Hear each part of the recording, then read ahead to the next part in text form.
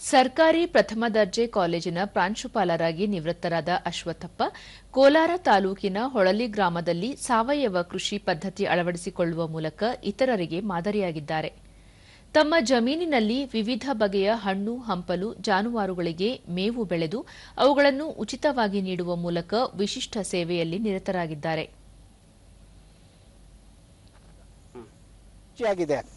ದೂರದರ್ಶನದೊಂದಿಗೆ ಅಶ್ವತ್ಥಪ್ಪ ಸಾವಯವ ಗೊಬ್ಬರವನ್ನು ಬಳಸಿ 170ಕ್ಕೂ ಹೆಚ್ಚು ವಿವಿಧ ರೀತಿಯ ಗಿಡಮರಗಳನ್ನು ಬೆಳೆಸಲಾಗಿದೆ. ಹಕ್ಕಿಗಳು ಸಿಹಿಯಾದ ಹಣ್ಣುಗಳನ್ನು ಸವಿಯುತ್ತವೆ ಎಂದು ಸಂತಸ ವ್ಯಕ್ತಪಡಿಸಿದ್ದಾರೆ. 170-200 ಜಾತಿವರೆಗೂ ಇದೆ.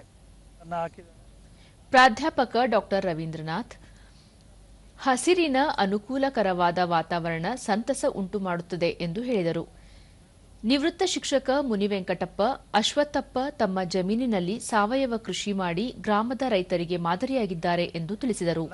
ಅಂತ ಒಂದು ಇದನ್ನ ಇಲ್ಲಿ ಮಾಡ್ತಾ ಬಹಳ ಖುಷಿಯಾಗಿ ನೆಮ್ಮದಿ ಜೀವನವನ್ನು ನಡೆಸ್ತಾ ಇದ್ದಾರೆ.